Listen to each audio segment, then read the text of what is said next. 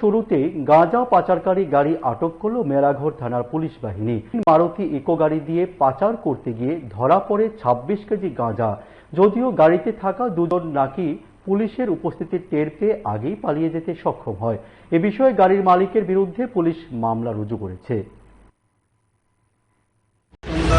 অনুমান 8টা নাগাদ সিক্রেট ইনফরমেশনের ভিত্তিতে আমাদের অফিসার এসআই রামকিষান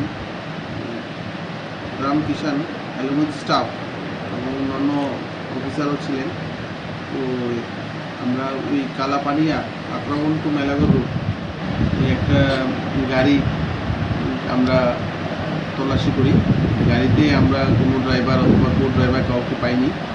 গাড়ি তল্লাশি করার সময় ওই গাড়ি থেকে প্রায় 26 কেজি শুকনো গাঁজা উদ্ধার করি এবং আমরা ওই ইকো গাড়ি নাম্বার একটা ইকো গাড়ি ওই গাড়িটিকে আমরা সিজ করি এবং ওই কন্ট্রাব্যান্ড যে ড্রাই গাঁজা ওগুলো আমরা সিজ করি এবং অ্যাকর্ডিংলি একটা NDPS মামলায় একটা স্পেসিফিক নিচ্ছি ওই গাড়ির মালিকের এগেনস্ট।